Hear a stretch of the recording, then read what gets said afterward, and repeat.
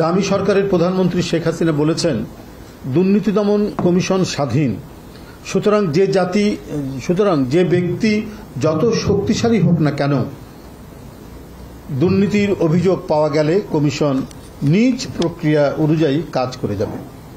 আজকাল সংবাদপত্রের পাতায়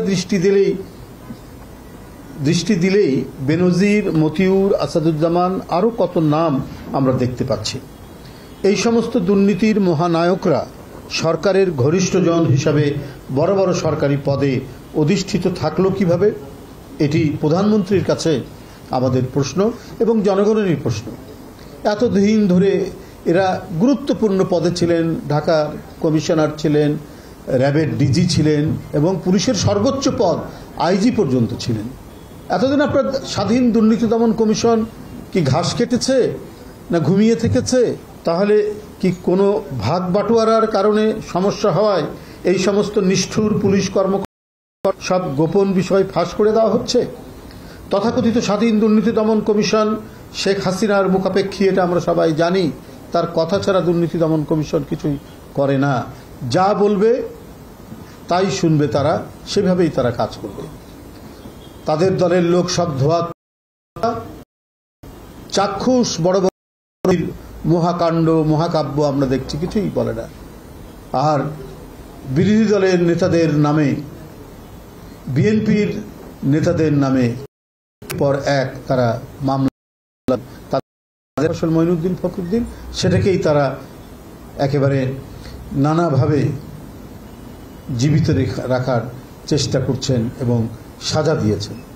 তার মধ্যে দেশনেত্রী বেগম খালেদা জিয়া, যে মামলার সাথে তার কোনো সম্পর্ক নেই, সেই মামলা সাজিয়ে নিয়ে এসে এই দুর্নীতি দমন কমিশন দিয়ে মিথ্যা মামলায় তাকে ফরমাইশি সাজা দিয়ে আজ কত নিষ্ঠুরভাবে নিপীড়ন নির্যাতন চালানো হচ্ছে। তার চিকিৎসা নেওয়ার যে মানবাধিকার সেটাকেও বঞ্চিত করেছে, মানে প্রচণ্ড আক্রোশ বশত দামি সরকারের প্রধানমন্ত্রী। তার কোনো শক্ত মেরুদণ্ড নেই, অর্থাৎ দুর্নীতি দমন কমিশনের। কিন্তু সরকারের নির্দেশ মতো বিরোধী দলকে নির্যাতন করা আওয়ামী দুর্নীতি দমন কমিশনের কাজ। তা না হলে বিগত 15-16 বছরে আওয়ামী লুটপাটের সরকার যে দুর্নীতিকে দুর্নীতি দমন ঢেকে রেখেছে, সেই কমিশনের দ্বারা প্রধানমন্ত্রীর ঘনিষ্ঠ পুলিশ এবং সরকারি ঊর্ধ্বতন কর্মকর্তাদের দুর্নীতির সঠিক তদন্ত হবে বলে জনগণ বিশ্বাস করেন না। এবং সরকারের যারা আরও মন্ত্রী এমপি রয়েছে তাদের যেটা হবে, এরা কোনো কাজ করবে সেটা করবে না। শেখ হাসিনা যা বলবেন সেইভাবে তারা কাজ করবে। শেখ হাসিনার স্বার্থে, তার অবৈধ ক্ষমতা টিকিয়ে রাখার স্বার্থে জনগণকে যত ধরনের বিপজ্জনক পরিস্থিতির মধ্যে ফেলা, সেইটা দুর্নীতি দমন কমিশন করবে। বন্ধুরা আমার, পর্দাকাণ্ড, বালিশ কাণ্ড থেকে শুরু করে মতিউর কাণ্ড পর্যন্ত অসংখ্য কাণ্ড কারখানা এবং পাচারকৃত লুটের টাকার অনুসন্ধানে উদাসীনতা দীর্ঘ 1.5 দশক ধরে জনগণ দেখে আসছে। অথচ দুর্নীতি দমন কমিশন রিপ ভ্যান উইঙ্কেলের মতো ঘুমিয়ে থেকেছে। জনগণের টাকার একচেটিয়া লুণ্ঠন ও আত্মসাৎকারীদের দামি আওয়ামী সরকার মাফ করে দিয়েছে। গায়ে দুর্নীতির কালিমাখা আওয়ামী সরকার দুর্নীতির বিরুদ্ধে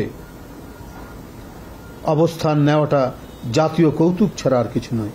এই যে আপনার 1,82,000 কোটি টাকা ঋণ খেলাপি, এই ঋণ খেলাপি সব শেখ হাসিনার আশেপাশের লোক, আওয়ামী লীগের ঘনিষ্ঠ লোক। তারা ধরাছোঁয়ার বাইরে, তাদের ঋণ খেলাপি রয়েছে। এর পরে কাউকে ঋণ দেওয়া যায় না, সেই ব্যক্তিকে ঋণ দেওয়া যায় না। অথচ তারা নতুন অনিয়ম করে সেই খেলাপি ব্যক্তিকে ঋণ দেওয়া হয়েছে এই আওয়ামী সরকারের আমলে। তাহলে এই মহাদুর্নীতির মদতদাতাকে, পৃষ্ঠপোষককে, এই মহাদুর্নীতির চর্চা কারা করছেন, এটার চাষবাস কারা করছেন? স্বয়ং প্রধানমন্ত্রী এবং তার সরকার।